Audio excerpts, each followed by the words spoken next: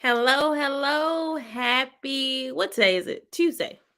Happy Tuesday, everybody. Happy Tuesday. Happy Tuesday. I want to thank you for those who have tuned in already and want to encourage you to like, share, and comment on this live broadcast. And so, again, I want to encourage you to like, share, and comment. This is the Healing Room, and our goal for the Healing Room, as always, is for us to heal together.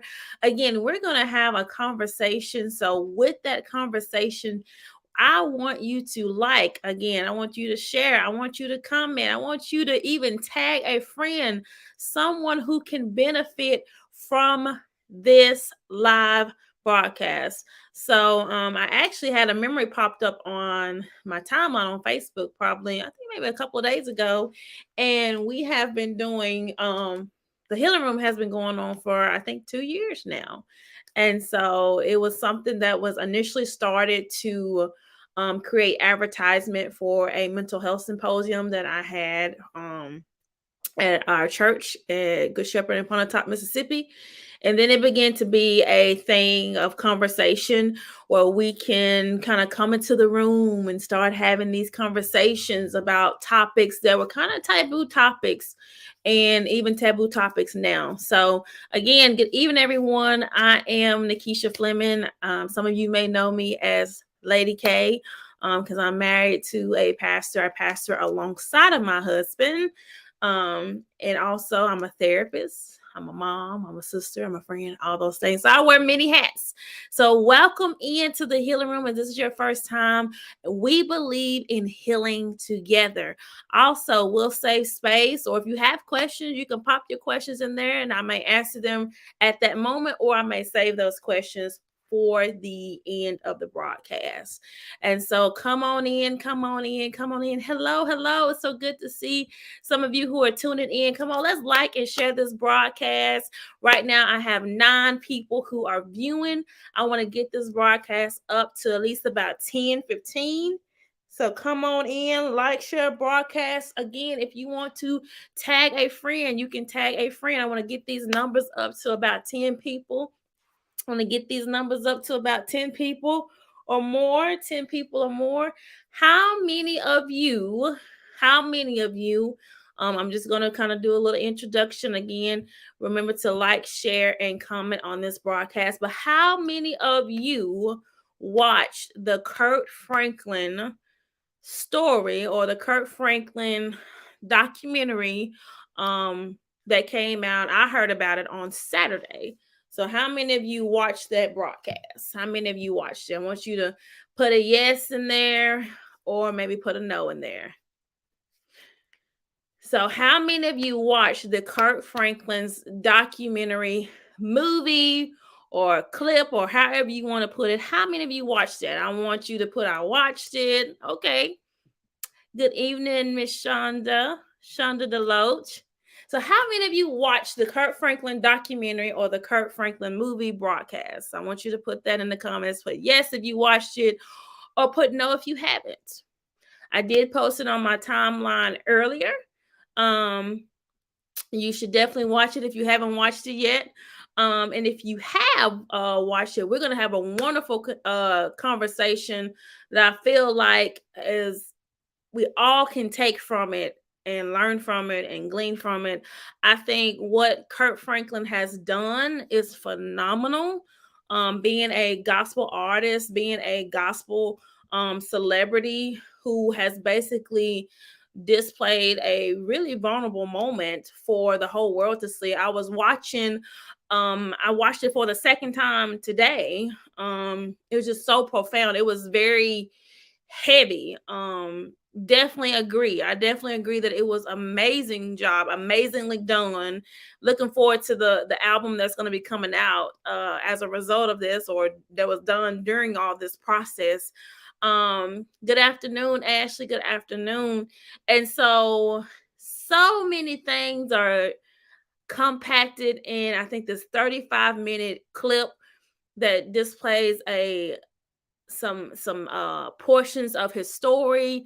So before I get started and talking about the documentary, I want y'all who are watching in the chats, come on, let's like and share this broadcast. Let people know that the healing room is live and you can tune in. Remember, our goal here is to heal together. And also, I almost forgot this, my disclaimer.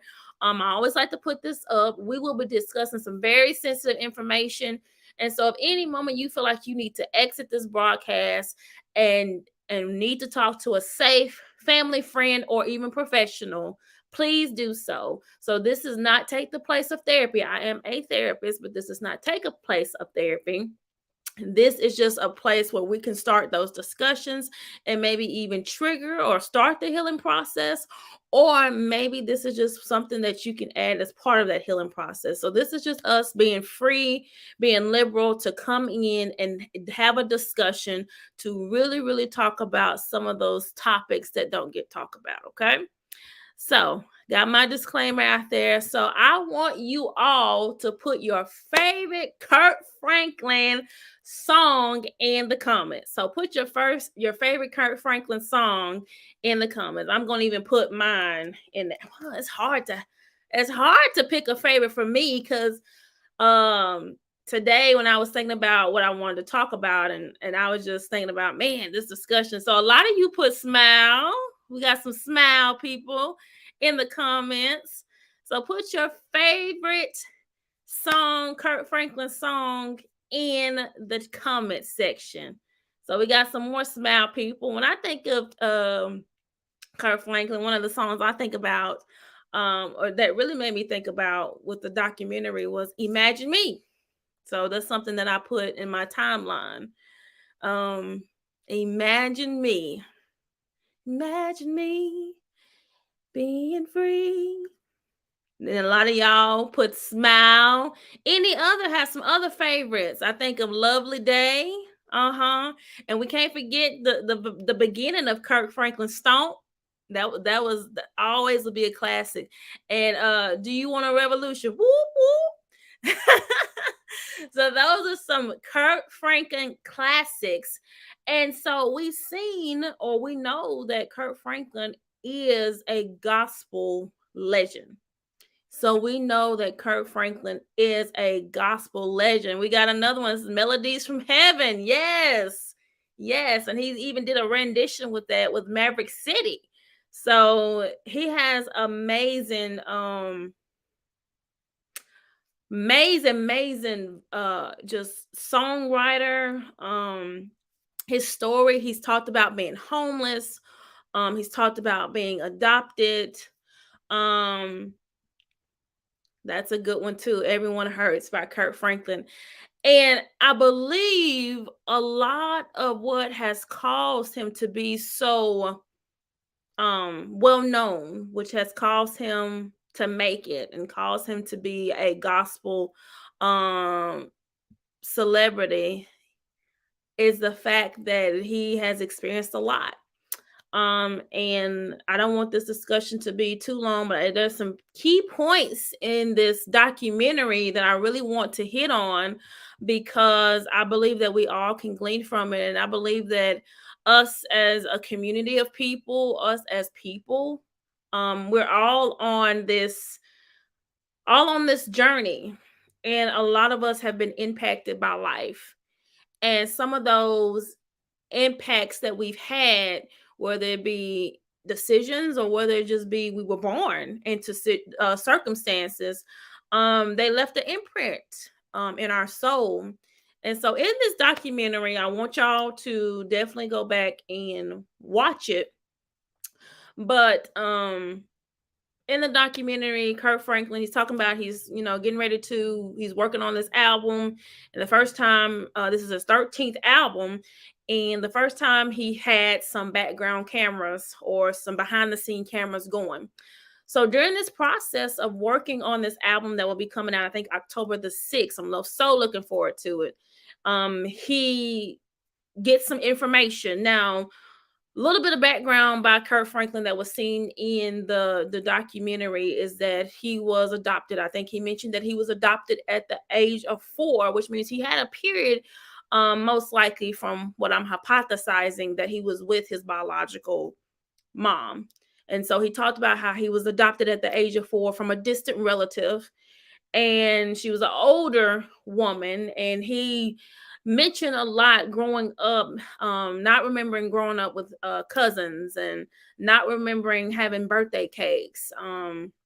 I was so saddened by that and thought how lonely, because even maybe some of us, if even if we grew up in trauma and hurt and drama, all those things, some of us can still remember, even if our parents didn't have a lot, they wanted to make sure that our birthdays were celebrated, or that we remember, good things about our birthdays. And don't forget again to like and share and tag a friend in this broadcast. So anyway, so he gives a little bit of description about that, and he talked about, how there was a piano. I think the piano was in the house, if I remember correctly, and how that piano became, a sense of escape. And he shared how he would climb the roof of the house and he would just kind of talk to God. So in this documentary, 35-minute documentary, he talked about how he basically get this call. And Kirk Franklin is 53 years old. He mentions he's 53 years old. And his biological mom, he said he knew that he was adopted. And that being a topic, that was not something he didn't know. He knew growing up that he was adopted, and he would see his mom. And he talked about the feeling of not feeling good enough, because this occasion of continual occurrence of his mom being in and out his life, or coming in and out his life, not feeling like he was good enough for her to stay. And I want to pause, put a pin there for a moment, because I think we all can relate to, whether we've been adopted or not, if we've had the absence of a parent, or a guardian that was supposed to be, his, a parent that was supposed to be somebody there to protect us and guide us and make us feel, secure. And that's exactly right. Abri, he feel like the most insecure man in the room. I remember him mentioning that. He mentioned that there was well, I get to that, but so he talked about his mom coming in and out his life, and he shared how he just never felt like he was good enough for her to stay. And I think we can maybe in some instance or another relate to that, of not feeling like maybe we have been good enough for whether our parents to stay, whether it's both parents, one parent to stay, not feeling like, we're good enough for someone that we cared about stay, whether it be a friend, whether it be a significant other, and the insecurity that brings. I've shared my own personal story of, my father being there for a period of time, and then all of a sudden him not being there, and not, as a kid, not having the maturity to process that. So of course automatically you look inwardly, and that becomes an imprint that is left on your soul. And so Kurt Franklin talked about this so beautifully. And I think Kurt Franklin gave us an opportunity to go in the healing room with him. As he was making this album and producing this album, I think that he was able to allow us to take a journey with him. And on this journey with him, we were able to see some instances where we could connect within our soul too. Because like Miss Shonda Deloach said, and like I've said, and like some others may have or may not said, we can relate the sense of rejection of someone that we love and we care about, and how they leave us not feeling like we were good enough. And then also too, on a sense, feeling like, maybe let me perform, let me do the good grades, let me be involved. If I do all these things, then maybe, just maybe, that they'll come around, right? So he talked about growing up, knowing he was adopted and getting adopted at the age of 4. No, it was from a distant relative, so his mom was in and out his life. At the time of this documentary, he was 53 years old, and I think for like 20 years he had not talked to his biological mother, and her name, I said mama. You tell him from the South. He had not talked to his biological mother in about 20 years. So he had an individual who's I think was a background singer of his who had been known since she was little. And Kirk Franklin talked about this funeral that occurs, and she had some people, I guess, that she knew there. They were from the same hometown, so there was this connection there. How many of y'all from small towns? And so it's so interesting how there's a small town uh atmosphere, I guess I can say, where everybody knows everybody, but also this sense of secrets being kept.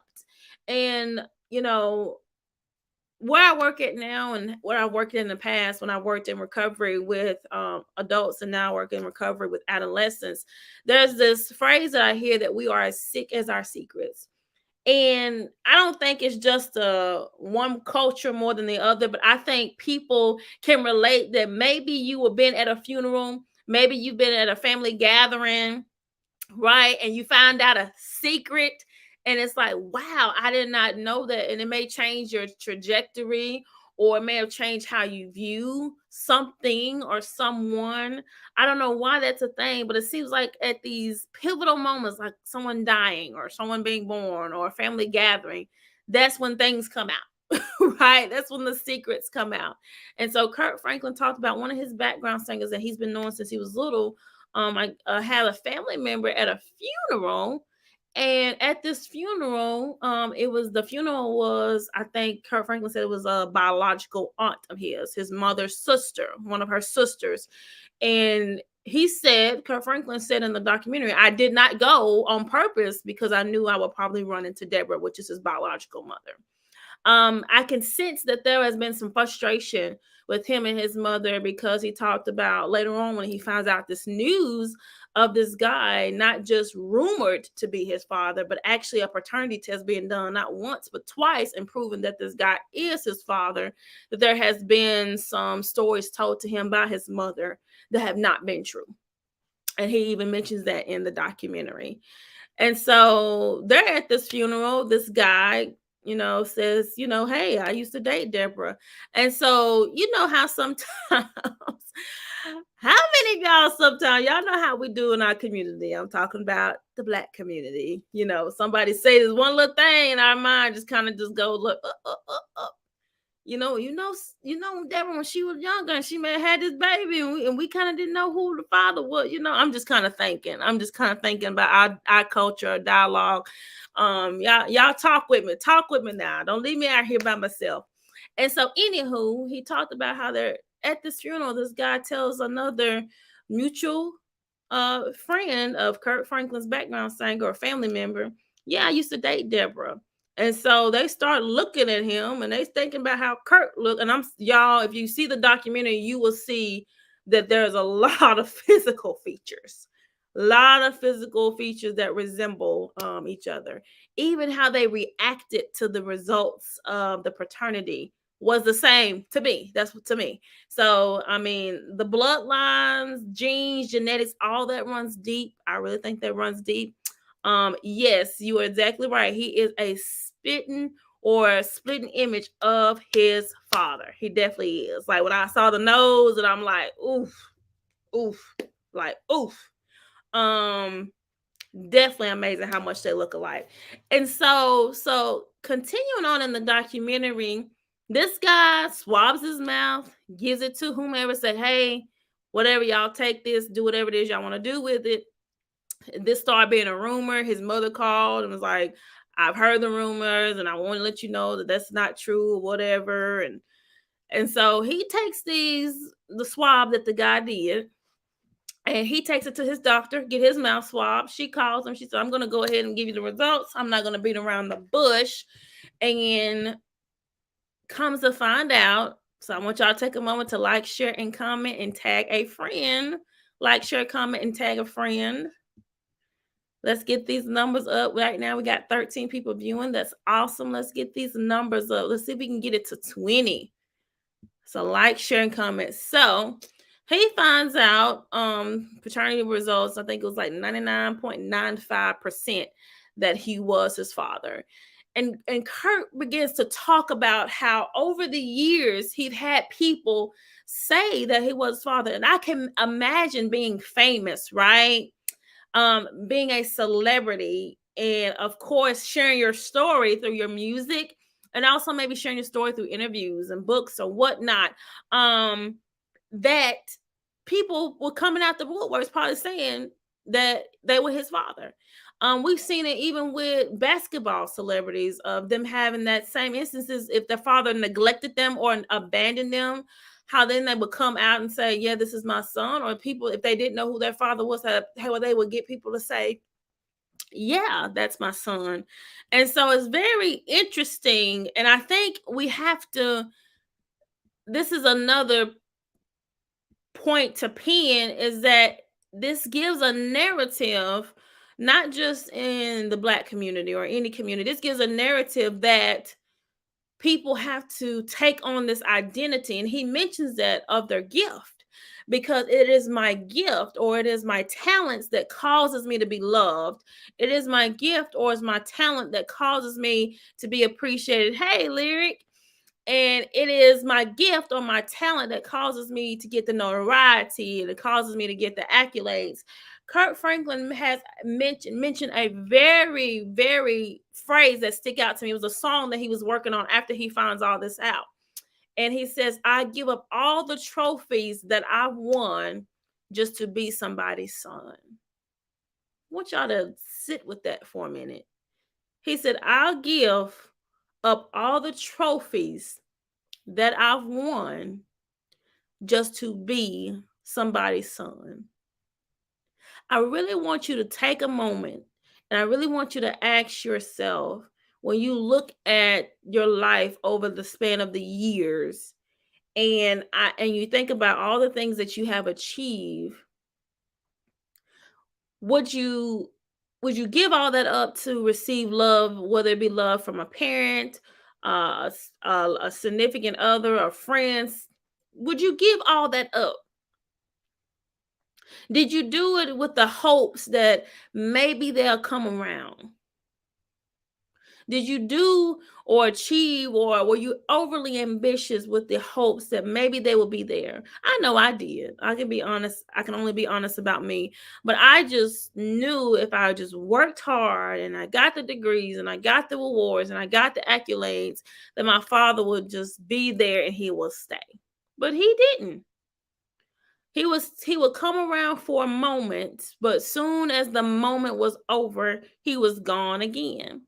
Hey, sweetheart.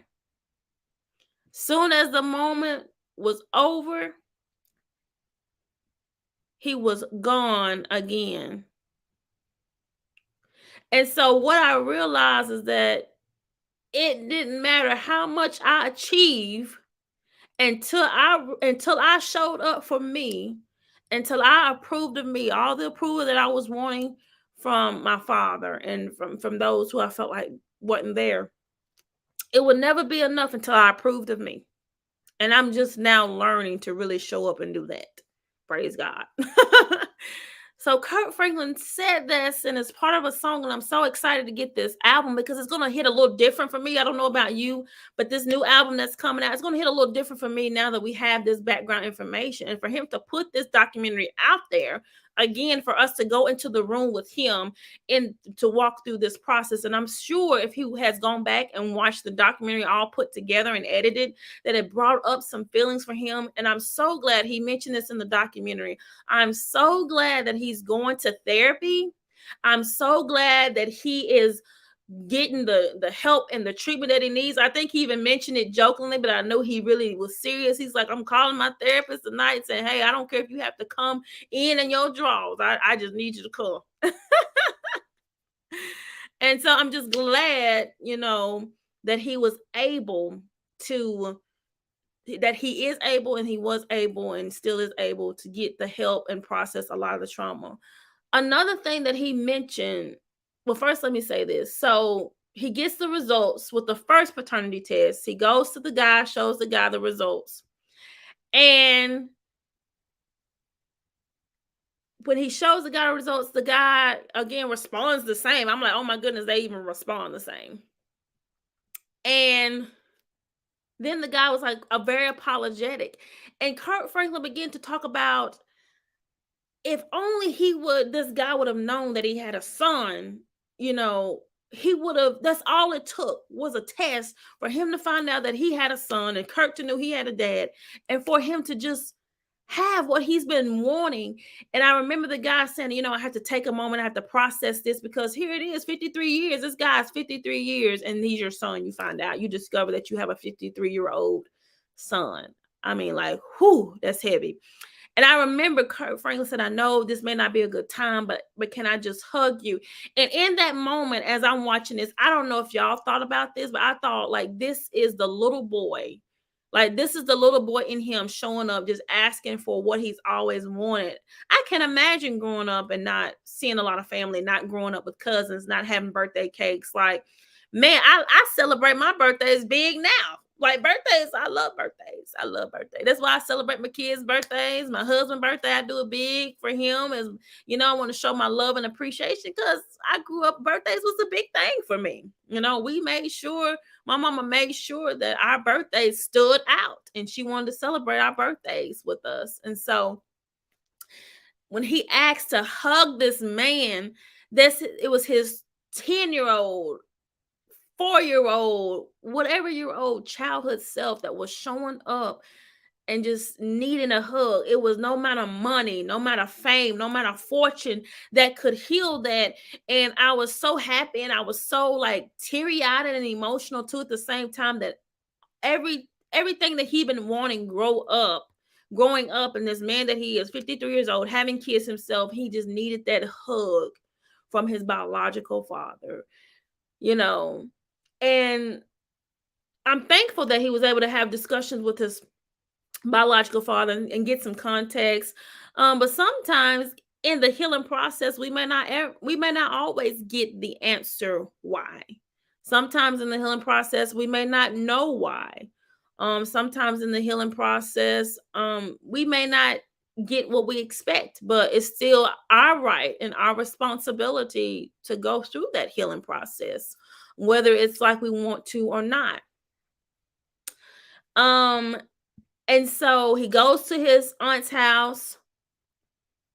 I forgot what his aunt's name. I know his mom's name was Deborah, but I forgot his aunt's name. So he goes to his aunt's house, and he said, I can see him, like, it's like he was trying to take that power back of not having the control of being abandoned by his mom and not knowing who his dad was. And Sandra, thank you, Shonda. His aunt name was Sandra. His mom was Deborah, her sister that was living. So he goes over to his aunt Sandra's house, and he said, I want to do this all in one day, because I don't want there to be no hearsay, no rumors, none of that. Basically, I see him is like, when he was a child, he had no control of the narrative. But it seems like, and he didn't say this, but it seems like, just from what I gathered from being a therapist and just from being somebody just observant, that he said, it seemed like internally he was saying, reading between the lines, I didn't have much control when I was a child. I was left by my mom. I was abandoned. All these different people saying they was my father, thinking another man was my father, and him dying and processing that and being angry at that. And then now find out that this is really is my father, and not just him saying it, but I have DNA to prove that he is. So I saw within that instance, or in that moment, that he was trying to take his power back. And I definitely commend Mr. Kirk Franklin for doing that, for taking the power back that trauma can cause us to lose. There's so many different voices and echoes that come up in our life, and there's so many voices of disappointment and rejection and abandonment. Excuse me, that it can cause us to feel powerless. It can cause us to feel out of control. And I feel like he was saying in that moment that I'm taking my power back. So he went over to his aunt Sandra's house and waited for his biological mom to get there and share with them the paternity. And you were right, Shonda. She put it on her mother's grave. And I was thinking to myself, wow, that she would put that on her mother's grave, that it was not true. And I thought within myself, I felt so saddened, because I thought within myself, wow, she's not ready to process what it is that she's been through. She's not ready to process her trauma. Because think about during that time, Kirk Franklin's 53 years old, but think about the time his mom was growing up and you're 15 years old and you're pregnant, and in our community, the Black community, the rumors and how she's looked at, even though she wasn't the one. And it also too makes me think about, if so many people were coming forward saying that they were Kirk Franklin's father, um, what was her story, right? Because a lot of times when we're hurt by family, we're hurt by our parents, we forget that they were people.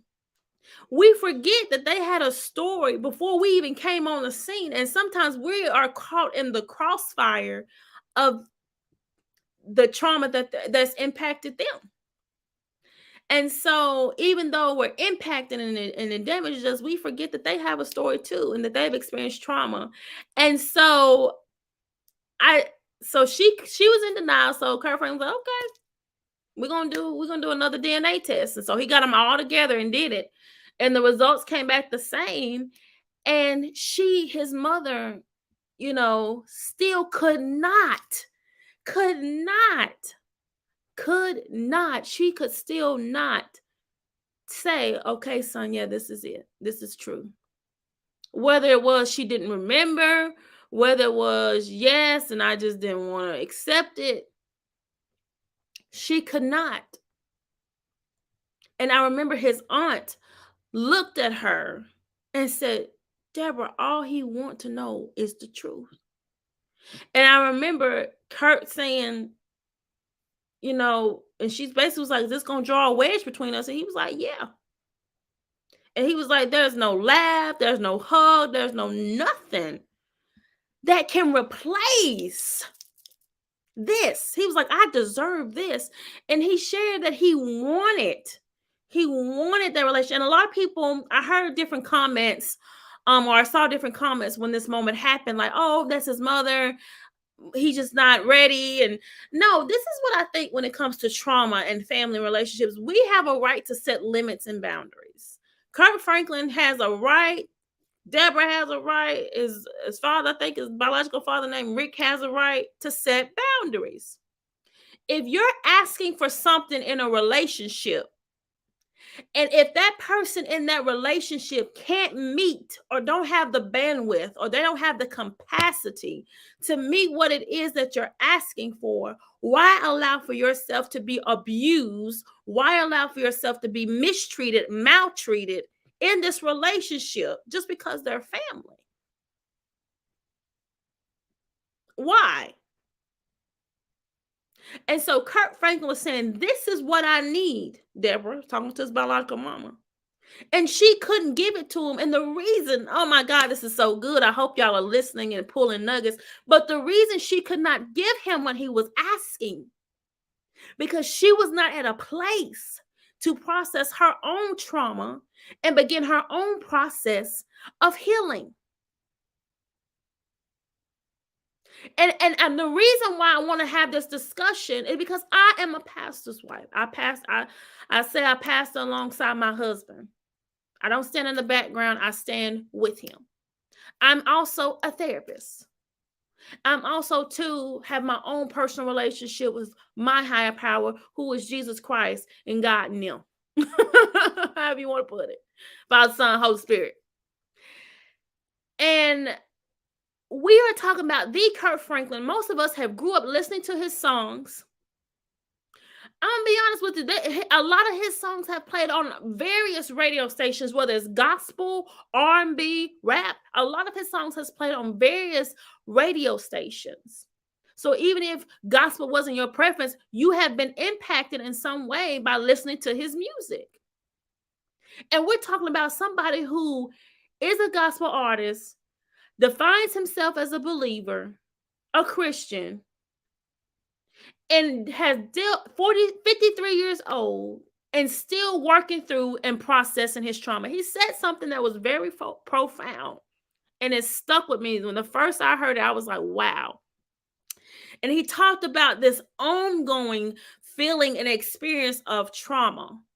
And I know sometimes when I say trauma, a lot of us think we have to experience something very significant, very catastrophic. It has to be a murder or a death. It has to be a natural disaster, or it has to be I was abused physically, sexually, emotionally. But trauma can be just when something happens in life that's stressing, but it exceeds our capacity at that time to process it. It can leave an imprint.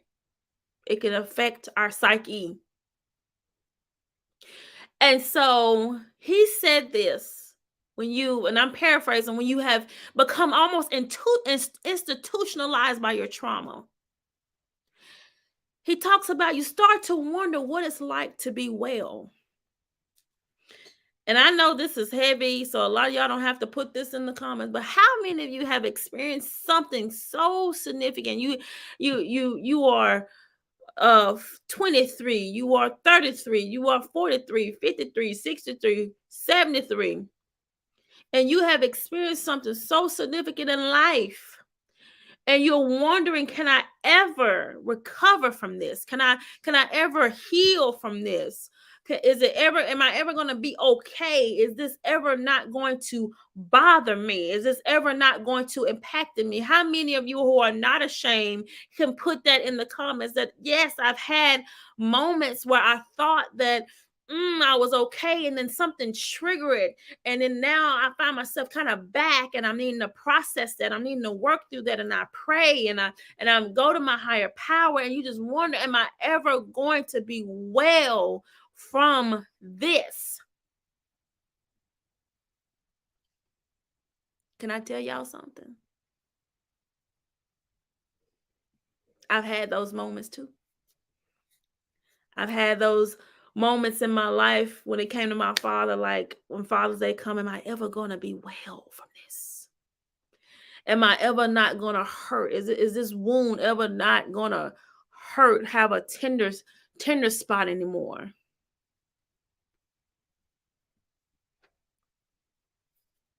Is it ever not?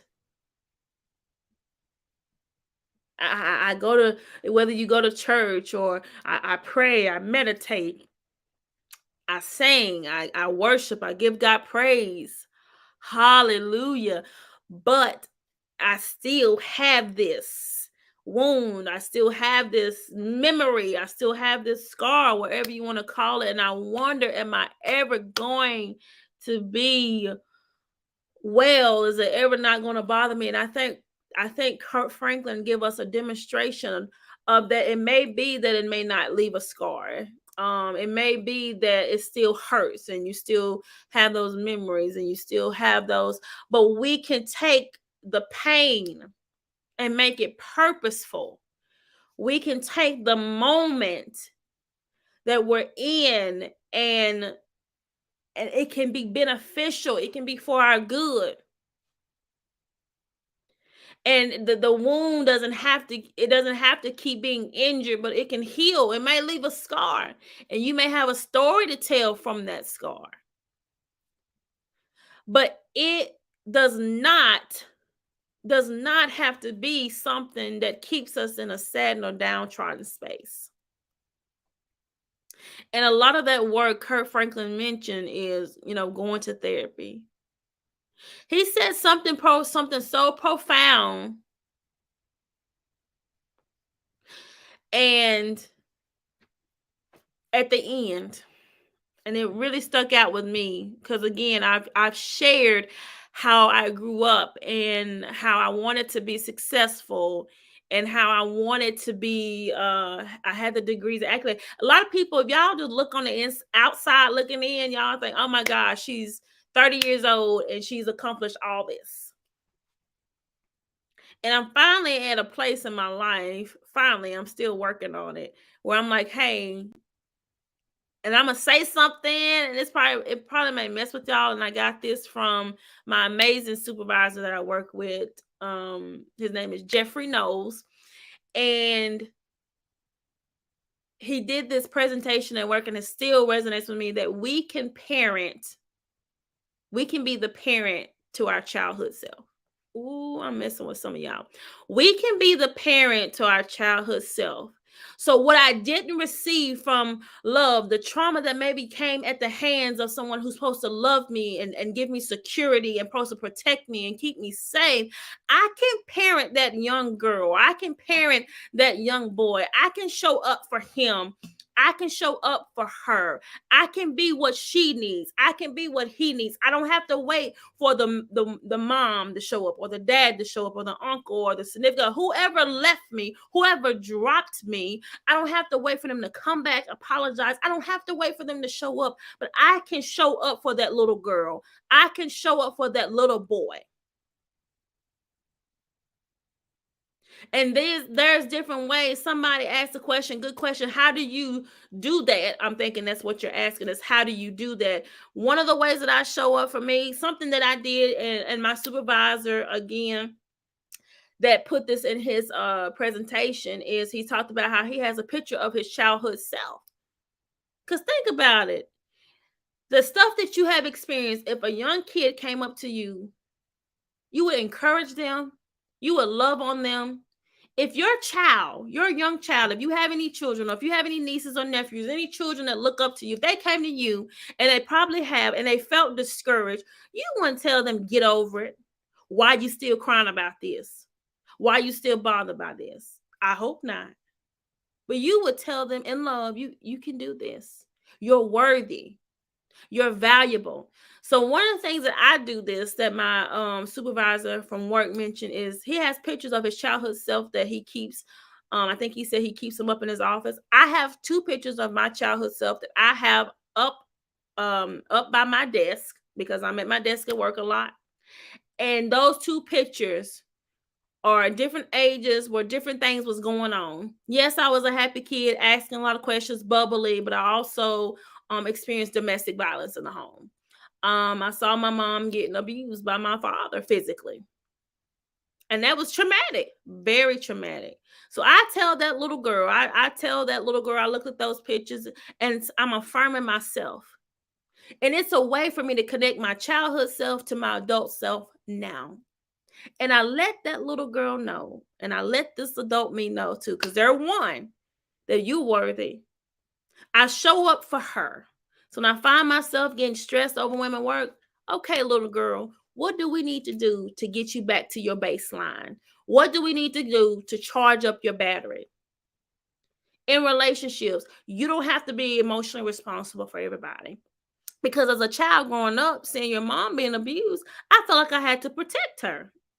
So then I took on this role of being the savior for people that I cared about, which means I took on the responsibility emotionally for everybody. So then when it was time for somebody to show up for Kiki, it almost seemed like that didn't happen. So that's how you show up for that little girl. Set those boundaries, set those limits, get you some. I know I keep saying it every time, get you some therapy. Find you a therapist that you can talk to and process this trauma because we're walking around and we're saying we love the Lord and we're shouting and we're lifting our hands and we're praising God. And we still have this trauma that we're carrying around. It's in our bodies. That's why we got this stress and high blood pressure and diabetes. There is an ACEs study. I won't get too much into that, but it stands for the Adverse Childhood Experiences. And there was a doctor. I know her first name is Dr. Nadine. She's based in California. But she talks about how these traumatic experience, there was a correlation between traumatic experience and physical illnesses and health and physical health. That the more trauma that you've been through was the likelihood that you would die at an early age, that you would get a stroke, heart attack, high blood pressure, diabetes. And so a lot of what we are experiencing as a culture of people has to do with the trauma that we've been through. And so we have to face a lot of times we saying, yeah, I'm trying, I'm believing God. But really what it is we have not come face to face with the little girl or the little boy on the inside of us so they can get healed. We try to disconnect and we put it off and we ignore it because it helps us not feel that pain, right? But I'm here to tell y'all, not from a therapist's perspective and personal experience, eventually, sooner or later, you're going to have to deal with it because it's going to come back up. It's going to creep back up.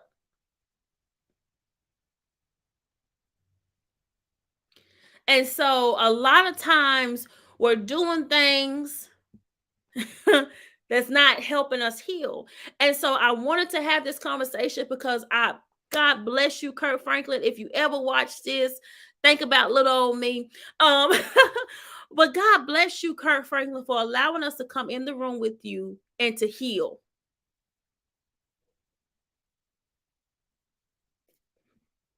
Thank you. Thank you. And y'all, I'm gonna be honest. There's times where I'm like, Lord, I'm tired, I'm exhausted. I don't want to come on here, but I feel like this is needed for us to have these conversations. It's needed for us to have these conversations. There is still deep rooted trauma. And look, y'all, I'm not just saying this us as a culture, but I can only say from my experience as a Black woman, we pass on trauma. Why is that? When does the bus stop? And I commend Kirk Franklin because just like you had said, Shonda Deloach, if you're still on here, because he got the healing and he went through the healing process, this not issue, but this experience with his dad and find out who his biological father is, him and his son was able to get the healing. Y'all, that blessed me because my kids, I have 2 girls, and they don't have to experience the hurt and the pain that I have experienced. Because I said to myself that I was not going to pass on any generational trauma. Hello, somebody. This is blessing me. This ain't blessing you. This is resonating, marinating, whatever you want to say with me. I'm loving this this is for me. If this ain't for nobody, this is for me. I'm coming in my own healing room. But we have to be tired of passing on generational trauma. And I think Kirk Franklin hits on this in the documentary of how he didn't know how to love and how to parent and all those things because he didn't have his mother and father around. He didn't have his mother and father around.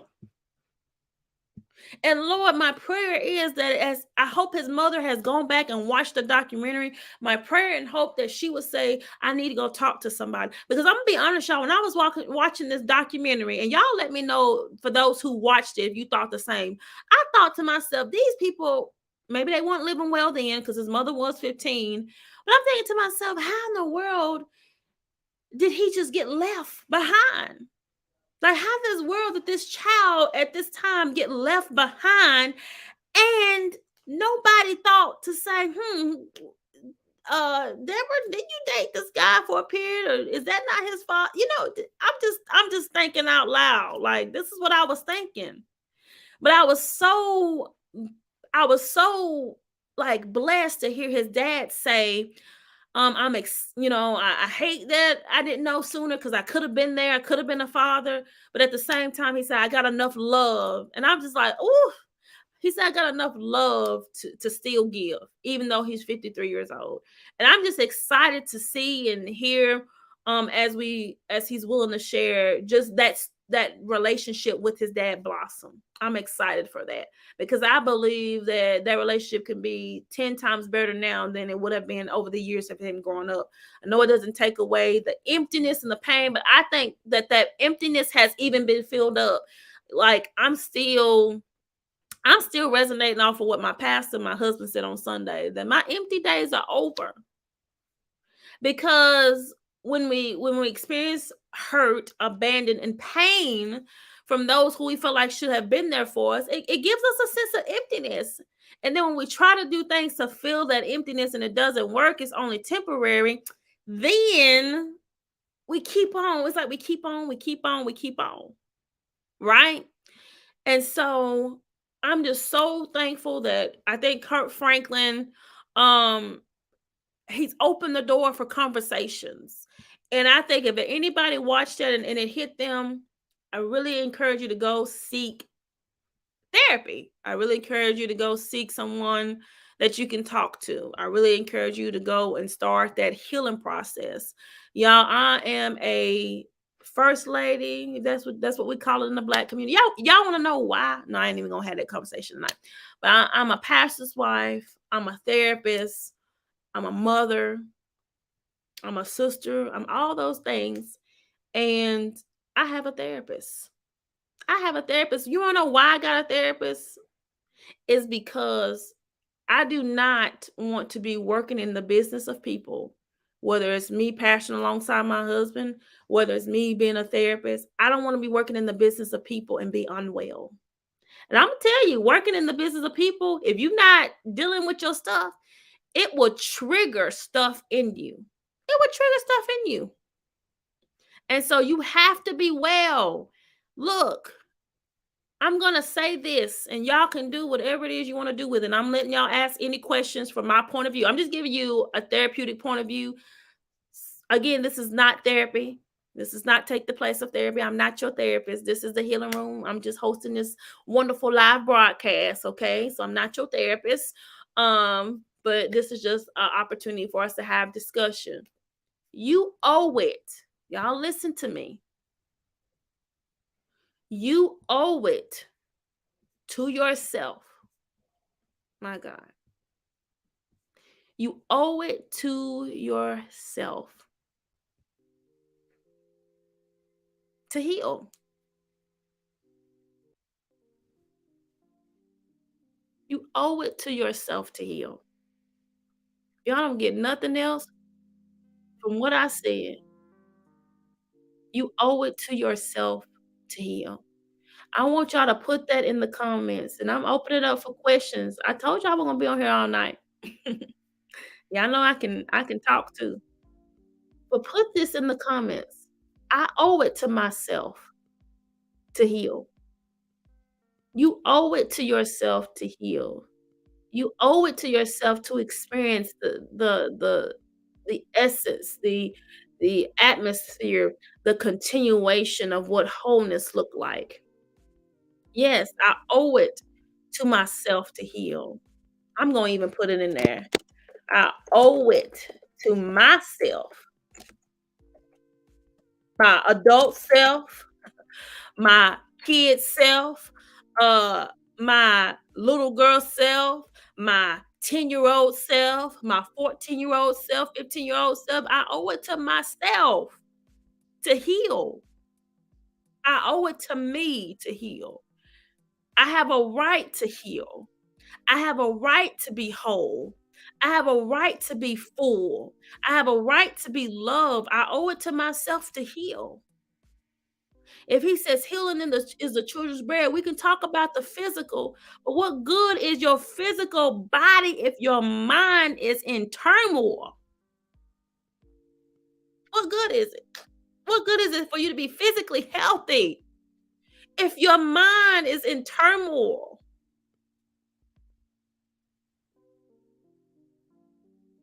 Listen, I'm gonna tell you how I have made my pain purpose.